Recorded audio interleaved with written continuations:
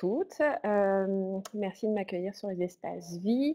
Aujourd'hui, je vous propose donc une conférence qui s'appelle «Processus, résultats et retombées de la recherche femmes victimes de violences et système judiciaire, perception, obstacles et pistes de solutions», qui est une recherche partenariale, que nous avons menée à plusieurs avec un collectif de recherche dont vous voyez, les représentantes et les représentants, dans le sous-titre de la première diapo. Et je tiens à dire donc je ne suis qu'une représentante de ce collectif-là et on vous propose, ce transfert de résultats finalement dans le cadre de la semaine des victimes et survivantes d'actes criminels. Hem Et je vais tenter là de vous expliquer, de vous montrer un peu le processus par lequel on est passé et surtout, ce qui en est ressorti. Alors comme je disais, c'est un partenariat de recherche avec des regroupements, féministes, des professeurs d'université, le service aux collectivités de l'UQAM et on a eu également le soutien donc de Femmes en Vie, qui est un collectif de recherche situé à l'université d'Ottawa et le REQEF, donc le Réseau québécois en études féministes, ainsi que Tragévie. Et je rappelle donc que le thème cette année de la semaine des victimes est le suivant: «Transformer la culture ensemble». Alors, c'est intéressant parce que notre recherche s'inscrit vraiment dans une volonté de transformation sociale et notamment de transformation en lien avec la culture judiciaire et l'accès, des femmes victimes à la justice. Comme je disais, donc c'est un projet partenarial qui part vraiment d'une initiative communautaire, d'une initiative féministe, depuis le printemps 2016 où le regroupement des maisons des femmes, pour femmes victimes, de violences conjugales, la Fédération des maisons d'hébergement pour femmes, le RQ-CALAX et la CLÉ, se sont réunis et il faut rappeler que ces 4 groupements-là ont comme point commun, de proposer une alliance de la lutte politique, de la prévention, de la formation et du soutien direct auprès des femmes. Alors, on s'est réunis, plusieurs fois donc à partir de 2016 à, réfléchir, en termes stratégiques à, ce qu'on observait sur le terrain, la convergence avec les luttes politiques, les besoins, de formation des intervenantes et des intervenants, les besoins exprimés par les femmes. De ces rencontres-là, on a eu 2 constats principaux, à savoir que peu de femmes portaient plainte, quelles que soient les violences qu'elles avaient vécues, et que le processus judiciaire pouvait être difficile. Alors, c'est des regroupements qui ont des missions dédiées à la violence conjugale, la violence à caractère sexuel et l'exploitation sexuelle qui place ces violences-là à l'intérieur du continuum des violences, et des discriminations, je devrais dire, à savoir que, toutes ces violences-là répondent de la même logique sexiste, qui est basée sur des rapports de force, historiquement, socialement inégaux, qui engendrent une domination, une discrimination, de la violence envers les femmes, telle que stipulée, par l'ONU depuis 1993. Une autre chose sur lesquelles, il y avait une convergence, et là, c'est pas seulement les féministes, mais aussi le ministère de la Sécurité publique qui nous rappelle, c'est que les femmes sont les principales victimes, de ces actes et les hommes sont les principaux agresseurs. Alors, au niveau de la convergence aussi, des définitions, c'était important, de se mettre d'accord là-dessus. Donc on a retenu des définitions féministes, de ces, violences auxquelles on a, proposé une alliance avec des repères, si vous voulez, davantage juridiques ou légaux. Donc dans le cas de la violence conjugale, c'est une définition, féministe de la violence conjugale, donc en replaçant ça dans un contexte de contrôle et de chronicité avec la violence conjugale, donc comme étant, sous différentes formes, à la fois verbales, bon, et cetera, les coups physiques, sexuels et on a, allié ça donc aux voies de fait telles que, repérées dans le code criminel canadien. On a fait la même chose pour l'agression à caractère sexuel, l'agression, sexuelle, en la replaçant également, dans, le contexte du contrôle de la victime et en l'associant avec les articles de loi tirés du code criminel canadien. On a ajouté à cela le harcèlement criminel, qui est, peu, pris en compte encore, à la fois par l'IVAC et à la fois, dans les, démarches judiciaires et on a également, ajouté la définition, féministe convergente de l'exploitation sexuelle, hem, comme étant donc, des activités qui reposent, principalement sur des situations, des contextes, des relations dans lesquelles un individu profite de l'état de vulnérabilité, soit économique, psychologique, social ou de dépendance d'une personne. À cela encore, on allait chercher les infractions liées à la prostitution, dans, le code pénal et on a pu comme ça définir finalement, en convergence, les différentes formes de violences, faites envers les femmes. On a problématisé également, nos questionnements, donc en se rappelant que 30 des victimes de violences conjugales et 5 des victimes d'agressions à caractère sexuel porteraient plainte. Alors on dit porteraient plainte comme c'est difficile, puisque ça dépend du dévoilement de savoir le nombre, exact de femmes victimes de ces violences-là, donc c'est un peu hypothétique et de la même manière des données, conservatrices au niveau, de l'enregistrement par les forces de police des infractions contre la personne commises dans un contexte conjugal qui représente, et ça c'est non négligeable, peut-être 30 de tous les crimes commis envers la personne. De la même manière, on sait que, au Canada, c'est très peu, d'agressions à caractère sexuel qui sont signalées à la police, qui vont mener à une déclaration de culpabilité et en 2014, à la clé, on avait mené une recherche auprès de 109 femmes ayant un vécu en lien avec la prostitution, dont plus de 80 rapportaient avoir vécu une ou plusieurs formes de violence et force est de constater que très, très peu d'entre elles avaient, entamé un processus pour éventuellement porter plainte. Alors, je vous propose cette diapo juste pour se souvenir du parcours de la combattante que représente un processus de plainte. Alors, c'est ce au travers de quoi elles vont être éventuellement amenées à passer si la plainte est retenue, si on s'en va jusqu'à l'enquête préliminaire et pourquoi pas vers une condamnation, une sentence. Une fois qu'on avait convergé au niveau des groupes, on est allé chercher du soutien au niveau du service aux collectivités de l'UQAM, donc qui a comme mission de créer des alliances entre communautés et universités, de manière à créer des échanges entre les savoirs citoyens et les savoirs universitaires. Et on a également ciblé des professeurs selon leurs intérêts de recherche, selon aussi les expériences qu'on avait déjà eues avec les différents regroupements au niveau de l'expertise, au niveau de recherche antérieure et on allait chercher des expertises croisées. Alors, ce qu'on entend par là, c'est des personnes qui viennent de sciences juridiques, des professeurs qui viennent de criminologie, de travail social et qui sont ou étaient en tout cas affiliés à différentes universités. Et à partir de là, on a commencé vraiment un processus riche de négociation et de co-construction au sens très fort. Alors, pour vous donner un exemple, dans la dernière année, on a eu 11 réunions pour un collectif d'une dizaine de co-chercheurs, c'est beaucoup, c'était demandant, mais ça a quand même bien fonctionné et on a vraiment négocié tout au long du processus. On a fait une demande de financement au Fonds d'aide aux victimes d'actes criminels qui a été accordée et à laquelle se sont ajoutés des soutiens financiers externes de par nos partenaires universitaires féministes. Alors, on s'est entendu sur l'objectif principal de la recherche, qui était explorer l'accès des femmes victimes au système de justice, qui se déclinait en deux sous-objectifs, à savoir documenter l'expérience des femmes victimes de violences, toutes violences confondues, euh, dans le système de justice, et d'identifier des pistes de solutions concrètes afin de revendiquer, et c'est bien important de se souvenir de ce terme, une adaptation du système aux besoins exprimés par les femmes. Donc, notre idée n'était pas d'aller évaluer, mais vraiment de demander, appuyé par l'expérience des femmes, une adaptation du système. Et en cela, nous assumons très clairement que c'est une recherche féministe, donc une recherche engagée, qui vise la transformation des rapports sociaux de sexe et qui vise également, dans une perspective intersectionnelle, à rendre compte de la diversité des expériences des femmes et à donner la parole à celles qui sont marginalisées ou dont le discours est marginalisé, à savoir les femmes victimes de violences. C'est une recherche partenariale, ça vous l'aurez compris, au sens très fort, à la fois entre les groupes et avec les universités et le SAC. C'est une recherche qui est exploratoire. On a rencontré 52 femmes. Donc, on ne prétend pas avoir un portrait fidèle de la réalité de toutes les femmes en lien avec le parcours judiciaire, mais nous pensons qu'on a quelques pistes interprétatives qui sont intéressantes à garder.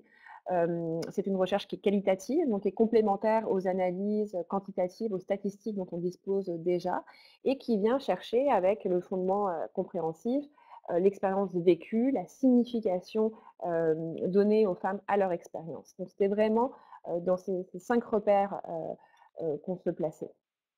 Au niveau de notre méthodologie, on avait identifié des femmes de 18 ans et plus qui avaient porté plainte ou non, mais dont l'histoire relatée se plaçait entre 6 mois à 10 ans avant les entretiens. Alors pourquoi? Parce qu'on ne voulait pas que les femmes soient envahies par la situation pour laquelle elles étaient en train de passer par le système de justice, et 10 ans, parce qu'on ne voulait pas qu'il y ait un biais de mémoire, et donc on s'est dit que c'était, et d'ailleurs selon la littérature aussi, un critère temporel qui était pertinent.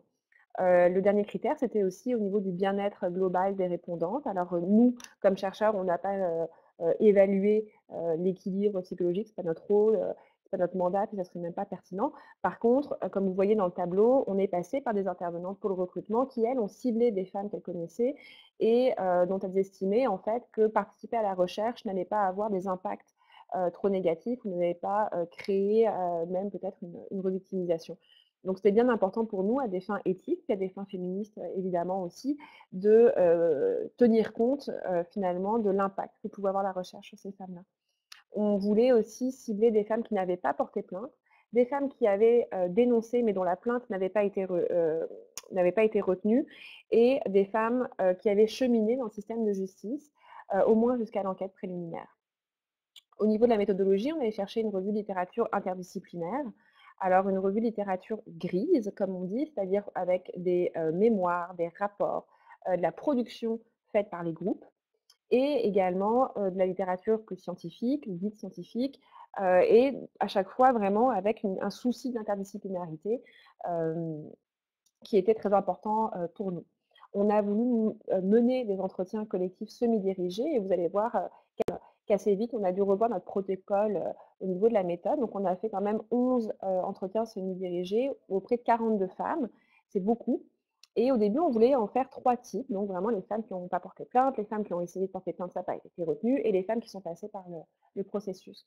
Or, pour différentes raisons, par exemple, des femmes étaient anglophones, donc c'était compliqué de faire un groupe bilingue, ou plusieurs femmes qui avaient un vécu en lien avec l'exploitation sexuelle, l'industrie du sexe, n'étaient pas à l'aise de partager dans un groupe collectivement leur expérience, ayant peur d'être stigmatisées, ayant peur d'être jugées, etc. Et donc, soucieuses, là encore, de comprendre cette demande, être sensible finalement à la réalité particulière de ces femmes-là, nous avons décliné d'autres formes d'autres occasions d'entretien collectif.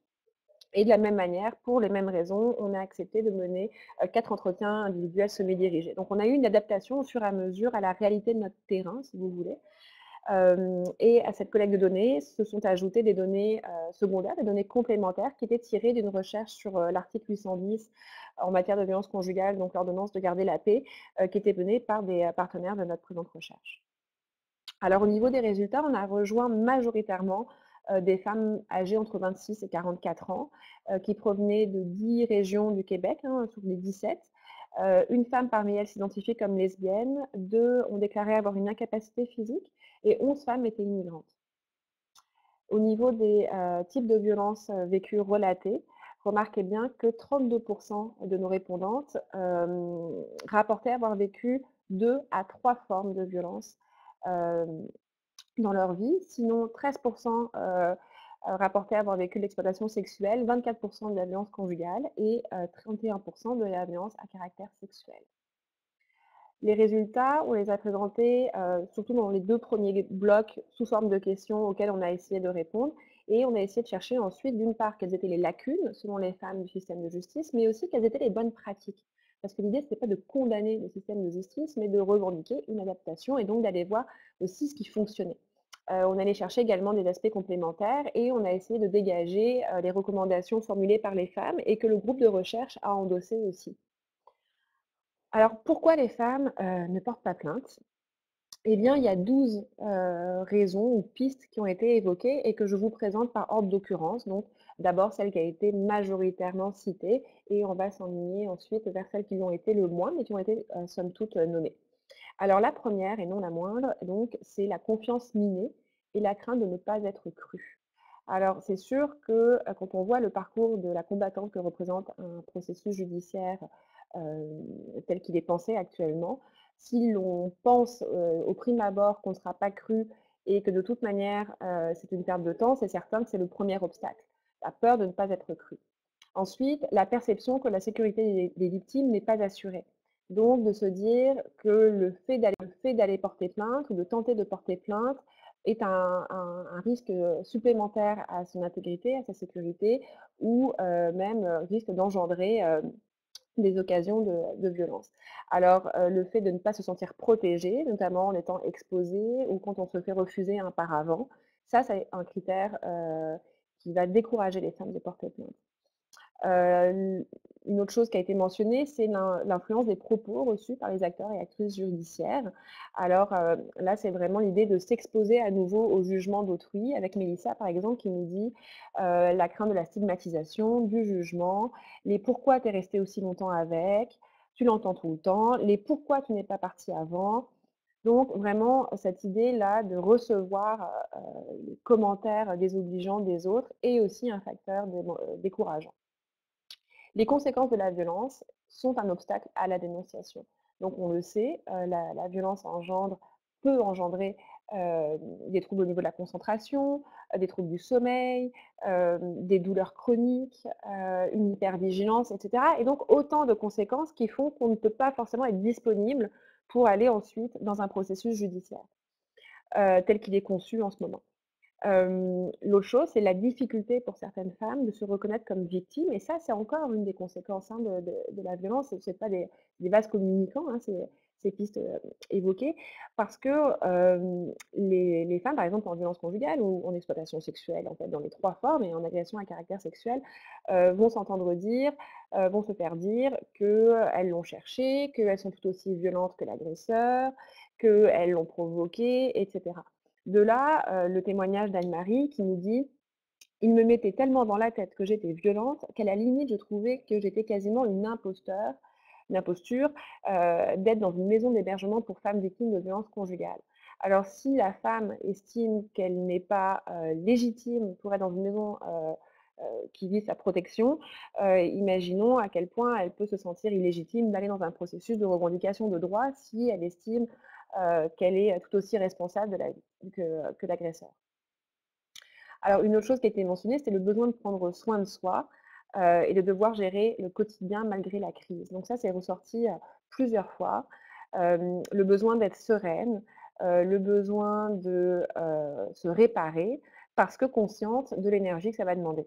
Alors Lise nous dit par exemple: «J'ai décidé de mettre l'énergie pour me reconstruire moi. J'ai sorti les statistiques qu'il y a 10 des agressions qui avaient des plaintes et que sur 1000, il y en avait juste une qui finissait par une accusation. Donc à ce moment-là, j'ai décidé de dépenser mes énergies à plus me reconstruire». Donc encore une fois, vous voyez qu'il y a un croisement entre les différentes pistes, évoquées. L'anticipation des conséquences du parcours judiciaire sur les femmes. Alors Patty nous dit: «Je ne voulais pas que ma famille se, sépare, je ne voulais pas que ça foute la marde dans ma famille». Donc là, il y a la notion du care aussi, hein, de, prendre soin de l'entourage, considérer les impacts sur l'entourage qui va, influencer la décision, de porter plainte ou non. Ensuite, il y a le manque d'informations sur le processus judiciaire. Il y a beaucoup de femmes qui ne, disposent pas d'informations sur les étapes, sur les recours, sur qui la représente, sur son statut versus celui de la couronne et cetera. Alors ça peut être décourageant de se retrouver au milieu, de tout ça. Un autre facteur, c'est la connaissance des sentences clémentes. Donc là encore, à quoi sert d'aller, porter plainte alors que, la femme sait que, monsieur ou l'agresseur, va avoir 3 mois de sursis? Ou des peines en communauté et cetera. Donc là encore, elles vont calculer, hein, ou évaluer plutôt, ce que ça va leur prendre de passer à travers le système de justice en termes d'énergie, en termes aussi, bah, tu ne dois pas travailler, faut que tu t'organises avec les enfants et cetera, versus les conséquences, criminelles possibles, pour, l'agresseur.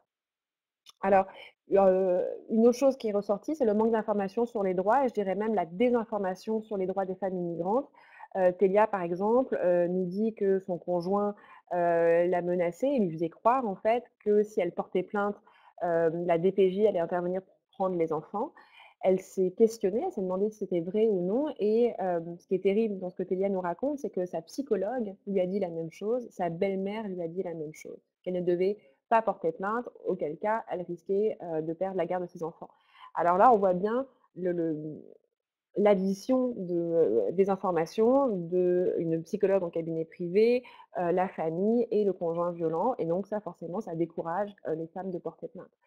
Un autre critère, c'était les femmes, racialisées, qui ont rapporté le fait qu'elles sont, tout à fait conscientes, puisqu'elles le vivent, du racisme systémique à l'échelle de la société et donc elles ont la perception, elles ont, l'anticipation que cette inégalité qu'elles vivent, au niveau, macro, au niveau social, va se reproduire au niveau de l'accès à la justice et au niveau des tribunaux et donc là encore, par analogie, ça les décourage d'entamer un processus de plainte. Ensuite, les moyens alternatifs. Alors ça, c'était bien intéressant, c'est que les femmes ne portaient pas plainte, nous disait-elle, parce qu'elles avaient trouvé un autre moyen de se faire justice. Alors, il y en a une qui nous racontait, par exemple, que son agresseur avait eu un AVC et finalement était décédé, et qu'elle, elle se le répétait pour se dire: «Au moins justice est faite. Il ne fera plus mal, il n'agressera plus personne, je suis vivante, il est mort» et que ça, c'est une manière d'avoir apaisé, son besoin de revendiquer ses droits.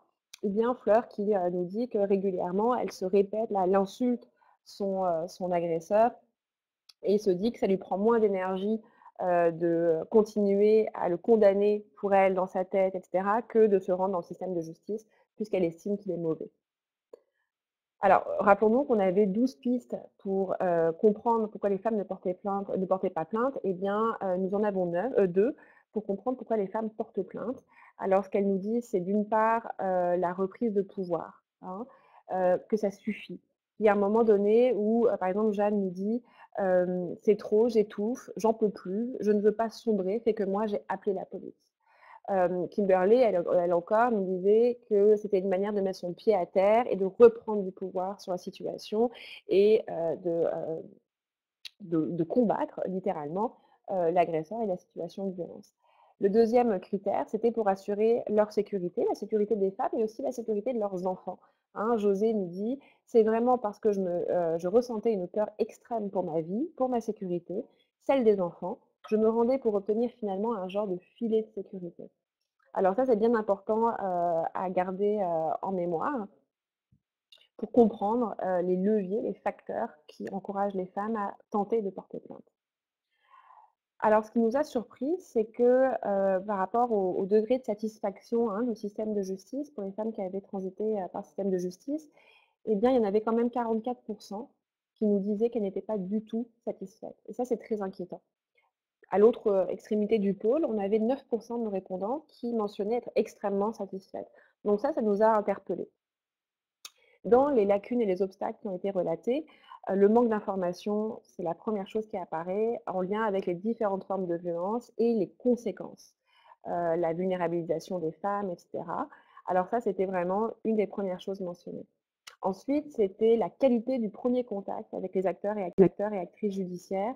Delphine nous raconte que, suite à une agression à caractère sexuel, elle se rend à la police, elle voit que le policier est en train de jouer aux cartes, un petit peu nonchalant, bon et elle lui dit, les raisons pour lesquelles elle s'est présentée et elle a vu, en fait, dans les yeux du policier qu'il était paniqué, qu'il était stressé, qu'il semblait pas, savoir, ce à quoi s'attendre.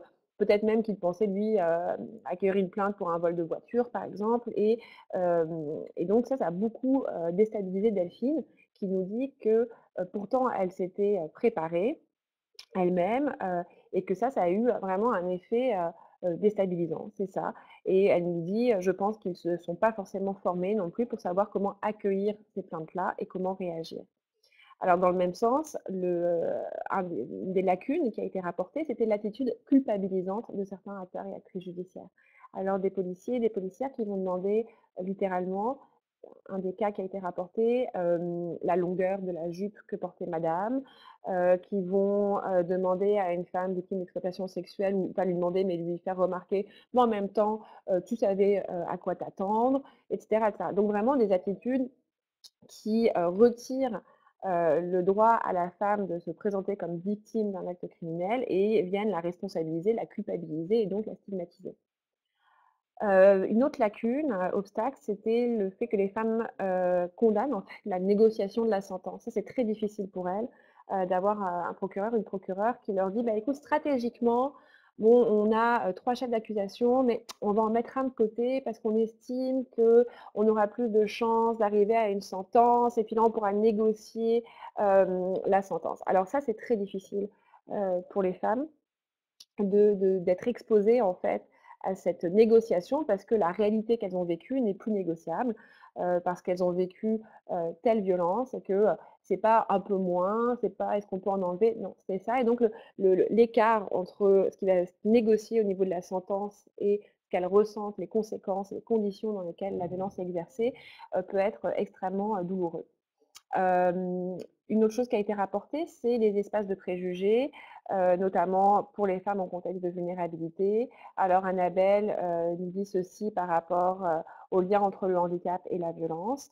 Hem Qu'elle a senti qu'elle était jugée, qu'elle n'était pas prise au sérieux. Elle nous dit: «Un enfant handicapé va être de toute façon significativement plus à risque parce qu'on dérange, on n'est pas assez beau, on n'est pas assez tu sais et en plus c'est de notre faute». Donc plusieurs femmes ont rapporté là, l'intersection de différents, préjugés, qui sont, bâtis à partir de systèmes d'oppression. Une autre chose rapportée, c'est la culture du viol qui est sous-jacente. Alors avec des questions comme: «Tu étais habillée comment? Est-ce que tu avais consommé?» alors que les femmes savent très bien que ça ne change rien. Hem, même si elles s'y attendent, même si là encore, si elles sont préparées par les intervenantes, cette culture du viol est insupportable en fait et vient, se présenter comme un obstacle sur le cheminement. Alors, rapidement, hein, la culture du viol, c'est quoi?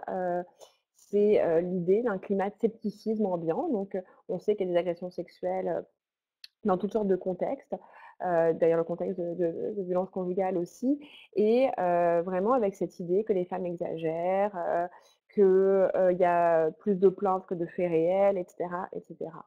Alors ce contexte de culture du viol influence en fait la lecture, l'accueil que les acteurs et actrices judiciaires, peuvent avoir des situations rapportées par les femmes.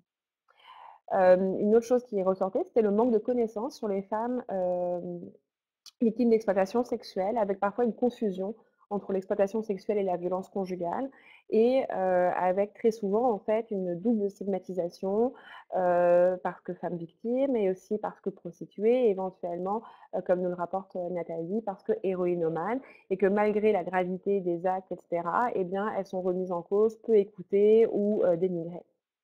Il y avait aussi la perception que les accusés ont parfois ou ont plus de droits que les victimes. Un exemple, c'est en violence conjugale, une femme qui, est retirée du milieu, l'agresseur continue à vivre et à jouir du logement.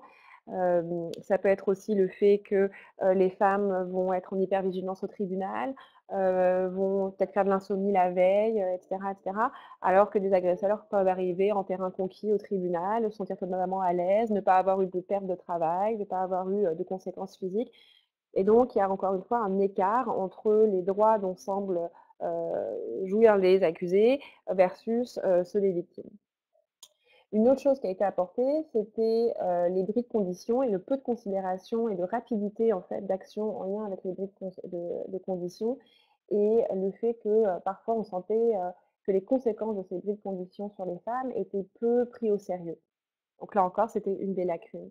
À quoi s'ajoutent les longs délais de traitement, hein, avec des procès parfois qui sont reportés, des instances reportées, bon et cetera. Les femmes se déplacent et puis boum, ça passera dans 3 mois, bon.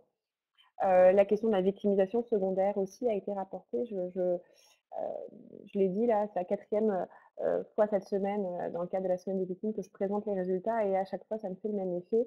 Hem Le témoignage d'Annabelle qui dit ceci: «Moi, ce que je perçois, c'est que les intervenants du système de justice ont le même contrôle sur notre vie que nos agresseurs. Ils ont le même pouvoir». Alors ça, c'est terrible. C'est terrible pour nous, de le relater et c'est à prendre tout à fait au sérieux. Hem, c'est ça.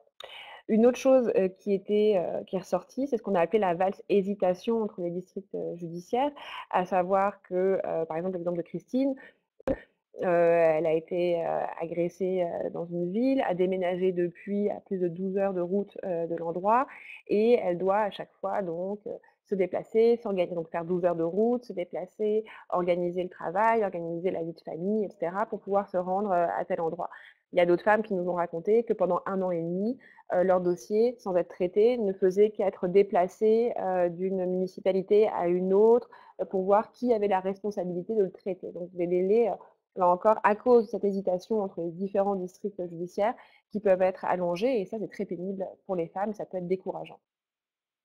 Alors dans les bonnes pratiques, c'est un peu l'envers des mauvaises, c'est vraiment le savoir-être et le savoir-faire des acteurs et des actrices judiciaires qui est ressorti, avec l'idée de ne pas être traité comme un dossier administratif, mais comme un être humain, avec, de la politesse, avec de la considération, avec de la sensibilité et cetera. Hem et les femmes sont très conscientes que c'est pas le rôle des acteurs et des actrices judiciaires que d'être des oreilles, de faire de l'écoute active ou du soutien psychosocial, mais il n'en demeure pas moins qu'elles ont besoin quand même de se sentir comprises, de se sentir considérées. Alors Mila nous dit par exemple: «Il y a un patrouilleur de la sûreté du Québec, qui s'est présenté chez moi, puis ça a été lui que j'ai le plus souvent, qu'il me croyait, qu'elle a le plus souvent senti qu'il la croyait. J'étais surprise pareil, c'était un homme, il disait qu'il allait s'arranger pour que, ça aille plus vite. Donc là, vous voyez une considération, un souci et un rapport significatif avec un acteur ou une actrice judiciaire. L'autre chose, c'était les droits des femmes, clairement expliqués et accessibles. Alors accessibles en termes de livrables, hein, avoir des supports à lire et cetera, mais aussi accessible en termes de vocabulaire, hein. Donc de ne pas avoir, des jargons juridiques qu'on ne peut pas comprendre si on n'a pas fait des études en droit ou si on n'est pas, féru de justice. Donc avoir vraiment quelque chose d'accessible dans ce sens-là. D'avoir également des références vers des ressources spécialisées. Alors les références avant le processus, pendant le processus et après le processus, hem et que ce processus judiciaire soit clairement expliqué et accessible, là encore. Une autre chose qui a été mentionnée, c'est le soutien ou l'accompagnement avec des équipes spécialisées en violence. Alors, Marie-Claire nous dit par exemple, en parlant, de son processus, judiciaire en lien avec l'exploitation sexuelle et puis le proxénétisme, j'ai accepté de parler, super équipe, vraiment, des policiers en or. Eux autres, c'est zéro jugement sur la prostitution, ils veulent juste nous sortir de là, du pile. Ils comprennent que c'est de la grosse marde, mais ils m'appelaient souvent pour prendre des nouvelles. Les policiers eux-mêmes, comment j'allais, les processus de la plainte, des plaintes du dossier, comment ça allait, comment ça regardait. Ils pouvaient me parler pendant 1 heure. Je ne pense pas que je me serais sortie de là vivante, vraiment pas. Ils m'ont crissement aidée, je n'aurais pas ma fille non plus sinon. Alors, le fait d'avoir une équipe qui prend le temps d'appeler, hein, en dehors des formalités, en dehors des démarches procédurales finalement, pour, vérifier justement l'impact du processus. Est-ce que madame va bien? Est-ce que c'est clair pour elle et cetera? Ça fait une différence. De la même manière, les ressources féministes font une différence dans le soutien, direct, mais aussi dans l'accompagnement. Et là, l'accompagnement, c'est vraiment l'accompagnement physique, donc d'être présente à la cour, d'être présente au moment du dépôt de la plainte, d'être présente pour, préparer et débriefer, d'être présente après, bon et cetera. Au niveau des recommandations qui sont ressorties, c'est d'aborder avec les femmes davantage le fait de porter plainte, de promouvoir davantage les services et de promouvoir également davantage ou de mettre en place davantage des services adaptés pour la réalité des femmes victimes d'exploitation sexuelle. Les lacunes au niveau de l'IVAC, il y en a plusieurs qui ont été nommées, mais rapidement, les longs délais de traitement, les prescriptions entre le moment où une femme, prend conscience, de la violence et des conséquences de la violence versus le temps, qu'on lui accorde pour déposer éventuellement un dossier. Les préjugés ont été rapportés, la lourdeur administrative, la banalisation de certaines formes de violence comme le harcèlement ou l'exploitation sexuelle également ont été rapportés. Alors au niveau des recommandations, rendre les indemnisations plus accessibles, sensibiliser les agentes et les agents sur la violence à l'égard des femmes et encore une fois sur, les conséquences. Favoriser une approche qui soit plus humaine, donc là, ce qui est sous-entendu, qu'on ne soit pas un numéro de dossier, mais, considéré pour des personnes à part entière et réviser les critères en ce qui concerne la violence conjugale. Au niveau des recommandations plus larges, on aura compris que l'amélioration de l'accueil arrive en premier, avec une approche plus, accueillante, où on laisse de la place pour écouter, et où on répond aux questions. Favoriser les accompagnements avec des intervenants, sociaux, avoir plus de connaissances pour les acteurs judiciaires sur la question des violences envers les femmes, expliquer leurs droits aux femmes, donc anticiper quelles pourraient être leurs questions, prendre le temps de, leur proposer d'en poser, et vraiment accorder un temps, et une qualité d'écoute importante pour cette étape-là.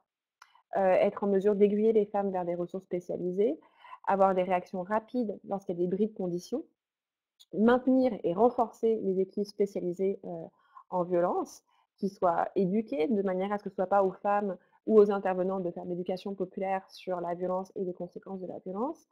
avoir l'occasion d'être en présence au moins d'une femme policière pour laisser à la discrétion, de la femme, qui vient, porter plainte, de possiblement d'abord parler avec, cette femme policière. Avoir la possibilité d'être accompagnée par une intervenante qui s'y connaît très bien en violence, à la fois pour faire le lien avec les acteurs et actrices judiciaires, mais aussi, pour renforcer, les compétences de la femme et lui réaffirmer qu'elle est dans son droit, dans ce processus-là. Et donc au niveau des faits saillants, vous aurez compris qu'il faut améliorer la relation avec les acteurs et les actrices judiciaires. C'est vraiment, un des éléments clés, pour favoriser l'accès des femmes à la justice. Les sensibiliser, à la violence envers les femmes et ses conséquences. Ce qui nous a préoccupés par ailleurs, c'est que lorsqu'on a interrogé les femmes qui, étaient satisfaites du système de justice, eh bien, elles nous ont dit, que quand bien même elles étaient satisfaites, si c'était à refaire, elles ne le referaient pas. Alors ça, on a trouvé que c'était, préoccupant. Par ailleurs, ce qui nous a encouragés, c'est que parmi toutes les femmes qu'on a rencontrées, eh bien, elles, reconnaissaient la pertinence scientifique de notre démarche, la pertinence sociale et toutes aussi étaient engagées à être recontactées pour des recherches futures. Donc ça nous a montré, qu'on était quand même en lignée avec un intérêt aussi, qui n'était pas seulement le nôtre, mais aussi, celui des personnes, principalement, concernées. Alors, au niveau des livrables, on a fait ce magnifique objet qu'on aime beaucoup, donc je vous ai présenté là dans la diapo, qui est un rapport, qui fait, 103 pages, qui est disponible en ligne sur le site, du SAC, que, vous pouvez aussi commander, par la clé, on peut vous l'envoyer et cetera. Vous pouvez contacter la clé pour ça et qui, propose aussi un sommaire des résultats, donc vous n'êtes pas obligé de lire les 100 et quelques pages, hein. Vous pouvez également, consulter juste le sommaire, qu'on peut aussi vous envoyer, par ailleurs. Ce qui s'est passé aussi, c'est qu'on a, mis un effort, je dirais, stratégique aussi, tout le collectif, pour avoir une grande couverture médiatique. Donc on a eu une trentaine, d'interventions assez rapidement après la sortie du rapport, donc qui est sorti en mars 2018, donc 2 ans après le début de l'initiative et on est allé radio, télé, presse, internet, réseaux sociaux et cetera. Ce qui a provoqué une sortie le jour même, du DPCP. Alors on était, bien heureuse de provoquer, une réaction et un intérêt et même si alors bon, il y a eu une certaine remise en question de la méthodologie, par rapport, au nombre de femmes rejointes. Or, à notre connaissance au Québec, c'est la 1re recherche qui a un aussi grand échantillon qualitatif pour parler de l'accès des femmes victimes de violences à la justice. Donc la méthodologie par ailleurs, elle repose sur des critères, scientifiques et universitaires tels que, en vigueur, dans ces domaines-là et on a respecté aussi des enjeux, éthiques, tels que ça se fait classiquement dans les recherches. Alors, ce qu'on a fait aussi, c'est qu'on prévoit une rencontre avec, le DPCP, à l'été. On espère à l'été, sinon, à l'automne, prochain. On a, vraiment insisté aussi pour avoir, des techniques de, transfert de, connaissances, qui soient larges et qui soient variées, donc pas seulement dans, le milieu universitaire, mais aussi, par exemple, dans des grandes rencontres, des, regroupements, affiliés. Et on a également déposé une phase 2 parce qu'on voulait, comme féministes, d'abord, mettre en valeur la parole des femmes et ensuite, bien entendu, pour ne pas avoir une vision que partielle, aller chercher aussi l'expérience, des acteurs et des actrices judiciaires. À l'époque, quand on a déposé, nous n'avons pas reçu le financement. Depuis, on a fait une sortie, médiatique assez forte et donc on a bon espoir, qu'on sera financé pour une phase 2, mais je ne peux pas m'y engager pour le moment. Ce qui a été aussi une des retombées, c'est que ça a renforcé l'alliance entre, les 4 groupements et ça nous a vraiment encouragés à continuer de faire des recherches partenariales engagées vers la transformation sociale et qui répondent aux besoins des milieux de pratique. Ce que nous avons fait, également, en lien avec cette, c'est pas la recherche en soi, mais c'est pour dire que les choses étaient bien alignées. Le dimanche, la coalition féministe contre la violence envers les femmes, donc les 4 groupements, de la recherche sont membres, étaient lancés et nous lancions, nous, la recherche le mardi, suivant. Donc on trouvait que c'était, stratégique et que c'était intéressant aussi de montrer que l'alliance entre les regroupements portait ses fruits. Enfin, on a déposé, parce qu'on voulait vraiment faire un transfert de résultats, alors on a déposé une demande, dans le cadre de la semaine des victimes et des, survivantes, d'actes criminels qu'on a reçus et ce qui nous permet aujourd'hui, par exemple, de proposer ce webinaire et on a eu une série d'activités, en ce sens-là. Dans le cadre de la semaine des victimes, on vous propose aussi, on a une collaboration avec, l'entreprise Bête Féroce et chaque jour, on sort une capsule, pas une cap une vignette devrais-je dire, en lien avec la recherche, qui s'inscrit donc dans la semaine des victimes et on était très contentes parce que les 2 premiers jours, quand on a regardé les statistiques de diffusion, sur les réseaux sociaux, eh bien, on avait rejoint plus de 10 000 personnes, donc c'est beaucoup et par ailleurs, alors j'ai appris un terme, en termes d'engagement, donc ce qu'on, quand les gens, vont aimer une page ou la partager, eh bien, on est à peu près à un taux de 5 ce qui est beaucoup, pour, des organismes à but non lucratif. Donc on est très heureuse, d'avoir contribué là, au rayonnement de cette recherche et on compte vraiment, continuer, à mener, ce genre de recherche, non pas pour apprendre des choses parce que quelque part nous les féministes, de terrain, en plus les intervenantes, c'est des choses qu'on connaissait. Mais là, ça ne sera plus, des données tirées de nos pratiques qui sont parfois, remises en question, mais ce sera des données tirées d'une recherche avec, un collectif, scientifique et communautaire et donc on pourra, je l'espère, se baser sur cette recherche et ces chiffres pour, revendiquer, des droits, revendiquer de l'adaptation, mais aussi, aller chercher d'autres sources de financement et faire perdurer, l'action collective féministe pour maintenir, l'accès des droits, des femmes au système de justice et même donc l'améliorer. Voici un autre exemple, d'une vignette et donc je vous encourage, si ce n'est pas fait, à aller sur les sites internet, d'ailleurs du RECIEF et des 4 grands, regroupements partenaires de la recherche pour aller diffuser, dans vos réseaux, respectifs, continuer de diffuser, ces résultats et faire en sorte que les femmes soient entendues. Alors je vous remercie, c'est la fin de ma présentation. J'ai parlé beaucoup comme d'habitude et vite. Si vous avez des questions, je vais être très heureuse, d'y répondre. Merci Carole, tu as parlé surtout bien. C'était très intéressant, j'ai beaucoup apprécié. Et donc, j'invite toutes les participantes à nous soumettre des questions. Donc, le clavardage est disponible pour ça. Je crois que toutes celles qui se sont jointes, je leur ai donné les droits de clavardage. Donc, tout simplement, allez écrire votre message en dessous. Carole pourra tout de suite voir les messages, les questions Attendez-moi une apparaître et seconde. puis les lire. Oui, C'est bon. donc voilà, c'est ça. Il y a des petits problèmes de connexion. D'accord. Mais donc, sinon, tout le monde devrait avoir l'accès au clavardage hein, pour poser des questions, euh, Ou même même au micro, je avec pense, les en haut à problèmes. gauche, vous pouvez poser une question au micro. Juste pour dire, ça peut être des questions, mais ça peut être aussi des réactions, ça peut être des commentaires sur comment est-ce que vous pourriez, utiliser les résultats de cette recherche-là, et cetera. Là, moi, on a une réunion en fait, très prochainement, pour faire un peu un bilan du transfert des résultats. Donc je suis très, intéressée aussi à avoir vos réactions pour que je puisse, en parler ensuite ou même, avoir vos idées pour des recherches futures. Enfin, allons-y, largement.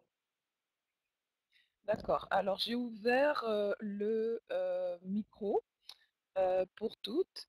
Je vous invite à utiliser la petite main en haut pour ne pas toutes parler en même temps, parce que là, le micro est ouvert pour toutes, pour les commentaires et pour en fait des questions, s'il y en a. La parole est à vous.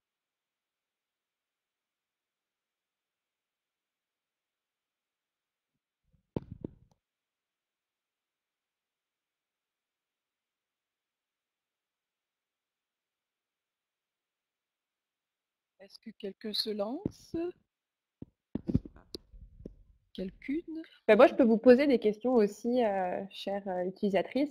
Aviez-vous, vu passer, la campagne, Semaine des victimes, par exemple? Est-ce que vous aviez entendu parler de la recherche, avant d'avoir l'annonce du webinaire? Il y a Chantal qui demande s'il y a des suites Alors à la Chantal, recherche. oui. Oui. Allô Chantal? On espère qu'il y aura des suites.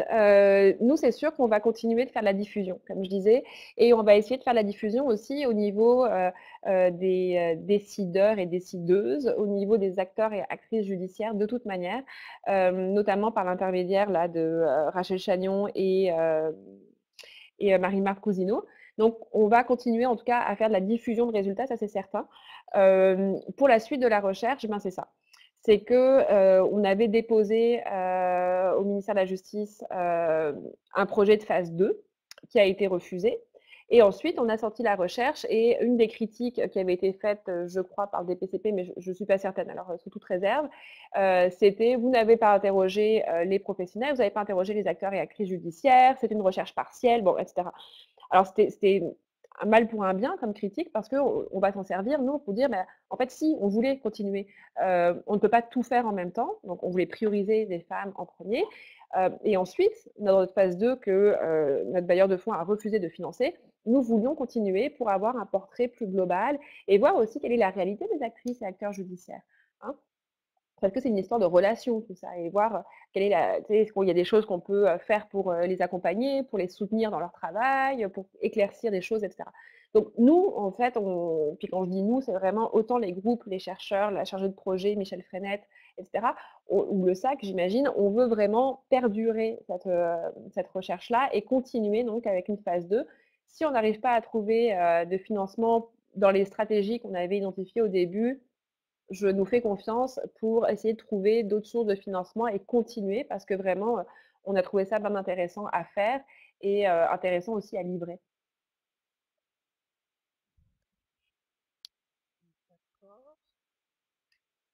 Merci Carole. Et donc, est-ce qu'il y a des commentaires ou des questions?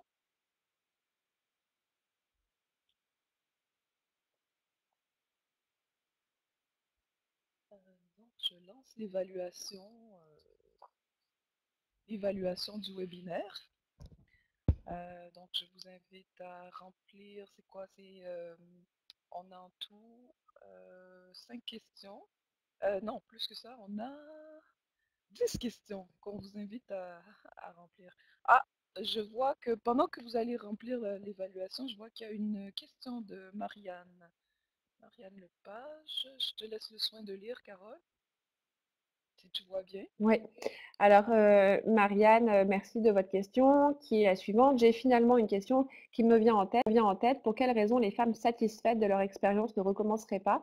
Alors, une des choses qui a été nommée, c'est la lourdeur, c'est l'énergie, c'est la longueur. En fait, c'est les obstacles hein, qu'on a nommés tout à l'heure. En fait, qui reviennent. Donc, de la même manière que ces obstacles-là découragent les femmes de porter plainte, ils ont une influence aussi sur leur satisfaction et sur la perspective qu'elles pourraient recommencer. Alors, ça nous interpelle aussi.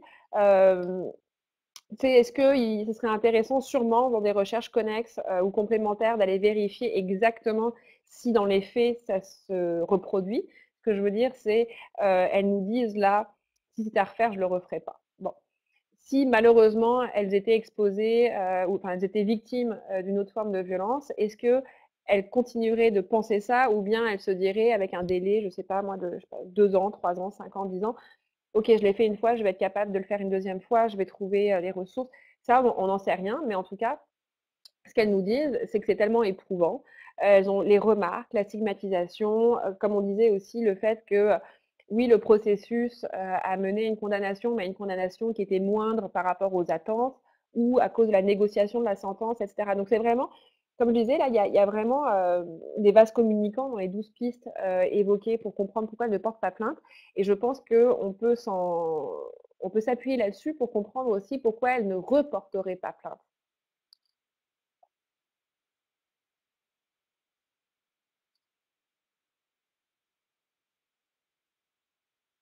Donc, ça répond à la question.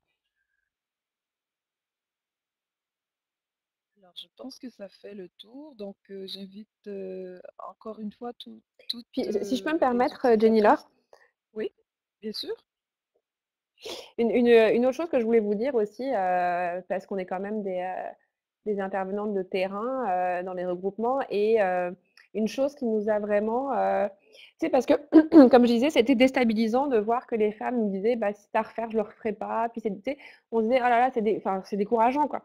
Alors, d'une part, c'est décourageant, de l'autre, ça montre que, si des fois on doute, à quel point c'est important qu'on continue de lutter, hein, tout le volet de lutte politique, revendication de droits et cetera est vraiment, important et ce qui nous a touchés, c'est qu'après le lancement de la recherche et surtout bon, nos efforts là pour avoir une visibilité, une vitrine médiatique, eh bien, il y a des femmes, je pense surtout deux, qui nous ont écrit, alors soit à l'une, soit à l'autre, pour dire que d'une part, c'était très intéressant pour elles de voir qu'elles n'étaient pas les seules à avoir trouvé ça difficile.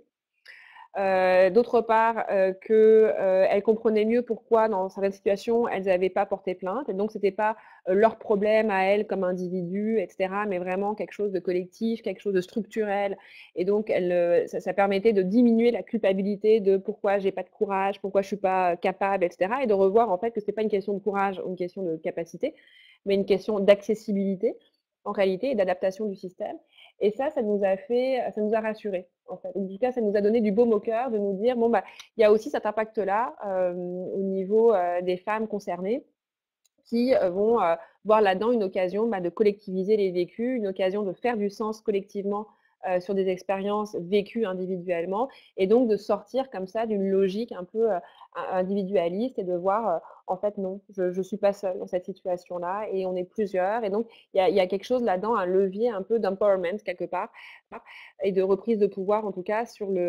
l'idée que, ça peut être amélioré et ça mériterait d'être amélioré et nous ne sommes pas seuls. Ah, et Chantal nous rappelle que le rapport sera déposé au centre de documentation des espaces vie et qu'elle est bonne et que le résumé est déjà sur le lieu de veille. Très bon à savoir. Oui. En Alors, tout cas, je vous remercie, beaucoup pour votre écoute, pour ce webinaire et si vous avez des questions, encore une fois, sur le rapport et sur le sommaire, vous avez, les contacts, des 4 regroupements et du service aux collectivités de l'UQAM.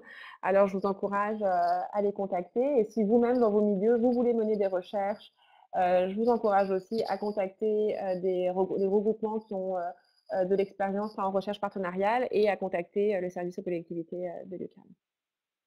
Ah, il y a une nouvelle on a question. une... Oui,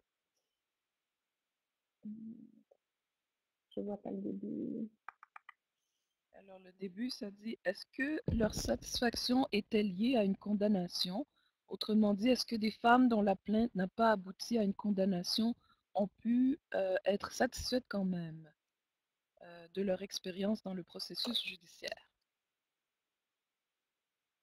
Alors là, c'est une bonne question, Marianne. C'est une question qui me piège. Je ne sais pas quoi y répondre. C'est un détail, c'est une très bonne question, mais là, de mémoire, je pourrais pas dire. Je me souviens plus si on avait si on avait, voyons une analyse spécifique, de la satisfaction en lien avec condamnation, pas condamnation. Hem, je suis pas certaine. Je suis pas certaine parce que de la même manière, que la condamnation n'est pas un n'engendre pas forcément la satisfaction.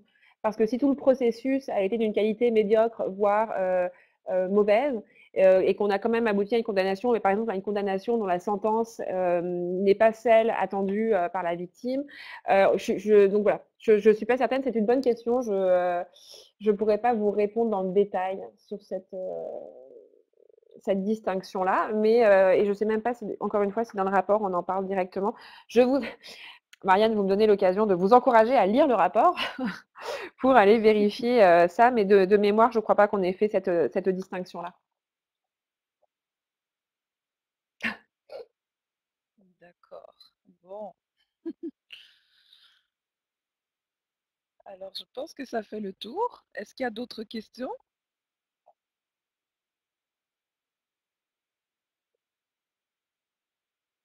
Alors pour celles qui restent, je vous invite encore une fois à faire l'évaluation du webinaire.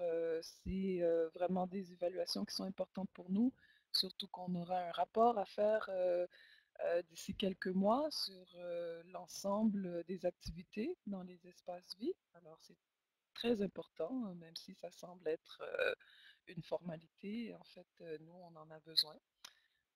Donc, je vous invite à remplir le webinaire. Et puis, je remercie Carole pour cette excellente présentation. J'ai beaucoup appris. Je pense que vraiment toutes les participantes ont apprécié ta présentation. Merci beaucoup, surtout que je sais que tu étais très occupée dans une activité et que tu as pris le temps dans ton horaire très chargé pour venir faire ce webinaire. Alors, c'est très apprécié. Merci, plaisir partagé. À bientôt. À bientôt. Bye bye.